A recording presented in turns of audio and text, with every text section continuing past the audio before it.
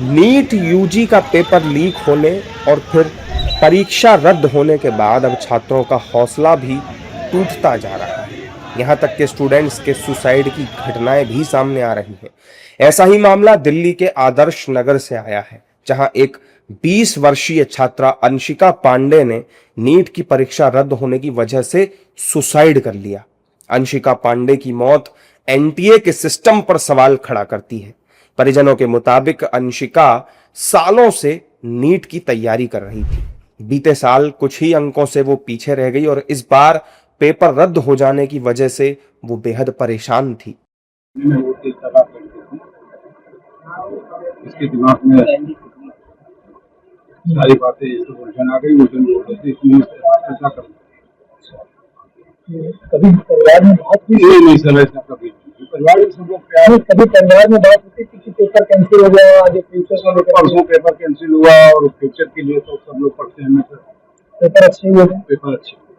अंशिका की मौत के बाद अब सियासी माहौल भी गर्माता नजर आ रहा है। विपक्षी दलों के नेताओं ने मृतक छात्रा के परिजनों से मुलाकात करके केंद्र सरकार पर तीखा हमला किया। विपक्ष का कहना है कि ये एनटीए और केंद्र सरकार का फेलियर है। देखिए, बहुत दुखद है। एक लड़की कई बार से तैयारी कर रही थी, बार बार नीट का एग्जाम दे रही थी। पिछली बार 4 नंबर से उसका नाम रह गया, वरना डॉक्टरी में एडमिशन हो जाता।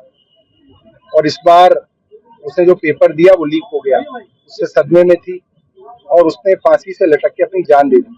कई अलग अलग जगह पे इस तरह की खबरें आ रही हैं। हम चाहते हैं सरकार खुल के बाहर आए और युवाओं को आश्वासन दे कि इस तरीके की चोरी, इस तरीके की लूट बंद करी जाएगी। अब कभी पेपर लीक नहीं होंगे और जो इसके असली दोषी हैं उनको पकड़ें। तो ये परिवार के लिए तो बहुत दुखद है ही है, लेकिन देश में और समाज में इसका बहुत बड़ा गलत मैसेज जाता है।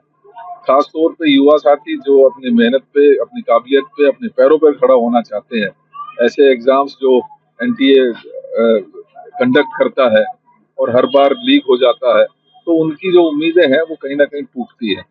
ऐसे में इस तरीके की घटना निश्चित ही बहुत दुखद है। मैं परिवार के साथ इस दुख की घड़ी में खड़ा ही हूँ। नीट यूजी की परीक्षा का रद्द होना लाखों बच्चों के भविष्य के साथ खिलवाड़ होने जैसा है। हालांकि केंद्रीय शिक्षा मंत्री धर्मेंद्र प्रधान ने इस परीक्षा को बिना फीस लिए दोबारा कराने का ऐलान किया है, लेकिन पेपर लीक की घटना ने एक बार फिर बच्चों को झकझोर कर रख दिया है।